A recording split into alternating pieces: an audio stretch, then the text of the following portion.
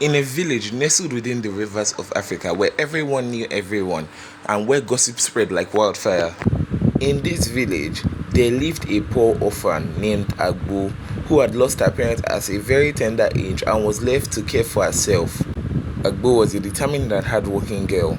She had learned the practice of fishing from her father and had become very good at it, and it was the little skill in which she was using to take care of herself and provide meal on the table. After fishing, she would roast the fish to perfection. Despite her hard work, Agbo faced ridicule and mocking from some of the young men.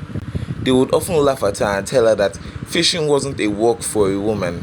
They would call her the dirty fish girl because she smelled like fish. And this made Agbo believe that she was somehow less of a person because she was a fisherwoman, and this caused her to doubt her abilities and her skills.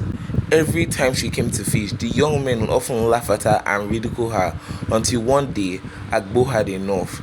She was mocked again and laughed at, and then she replied them and insulted them, calling them lazy fools.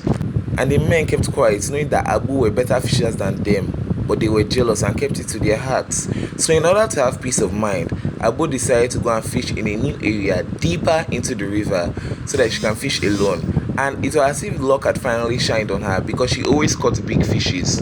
Anytime Agbo saw a big fish, she would say to herself, I will use this one and make pepper soup. Meanwhile, she will sell the rest of the small fishes to the villagers at the market.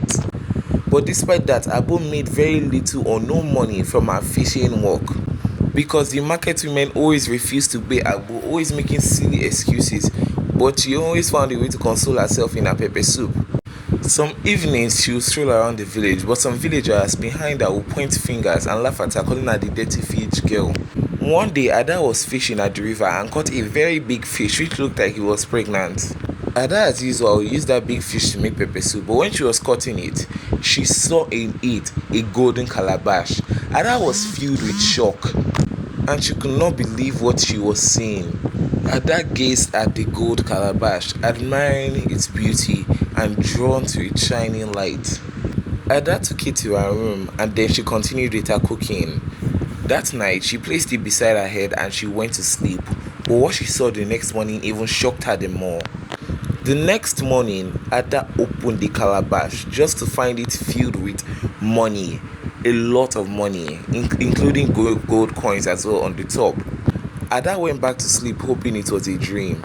But when Ada still woke up, she saw that the money was still inside the calabash.